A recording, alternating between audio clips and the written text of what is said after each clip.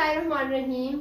आज हम class second year chapter number 12 current electricity का न्यूमेरिकल नंबर 2 करते हैं।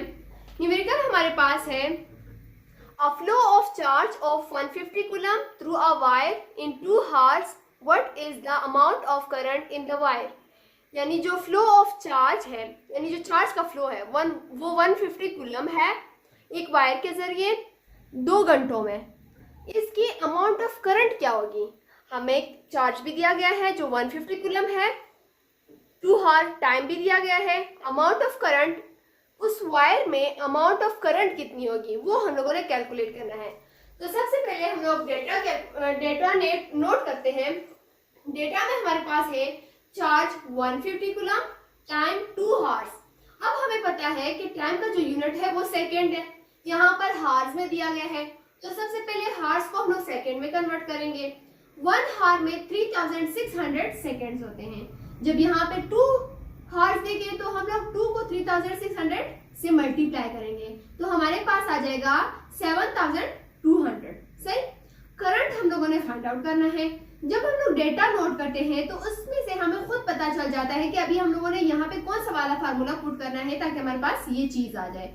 जैसे अभी हम यहाँ पे करंट कैलकुलेट करेंगे तो हम यहाँ इस न्यूमेरिकल में करंट का ही फार्मूला पुट करेंगे। तो करंट का जो फार्मूला है वो है I = Q divided by T। Charge हमारे पास है 150 कूलम, टाइम हमारे पास है 7200। तो अब हम इनकी वैल्यूज पुट करते हैं तो हमारे पास करंट आ जाएगा।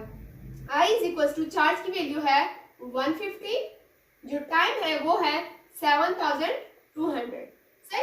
अब हम इन दोनों को जब आपस में डिवाइड करते हैं कैलकुलेटर के जरिए तो हमारे पास जो आंसर आएगा वो करंट की वैल्यू होगी 150 डिवाइडेड बाय 7200। तो हमारे पास आंसर आ जाता है 0.02 एंड सो ऑन। सही। जो अभी यहाँ पे 0.02 है, मैं अभी इधर आंसर लिखती हूँ फिर तुम लोग बताती हूँ क्योंकि कैलकुलेटर में नजर नहीं आ रहा।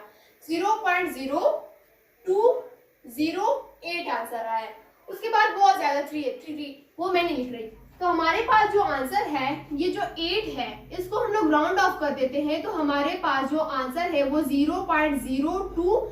यहाँ जब 8 को हम लोग राउंड ऑफ करते हैं तो ये 01 बन जाएगा। सही है।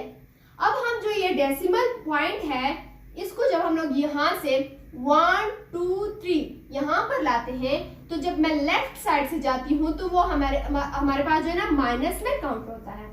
यानी जो हमारे पास वो है करंट है वो 21 × 10⁻³ है।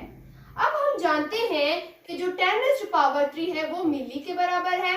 मिली = 10⁻³ यानी जो हमारी करंट की वैल्यू है वो है 21 मिली एम्पियर। इस तरह जो न्यूमेरिकल नंबर 2 है वो कंप्लीट हो जाता है।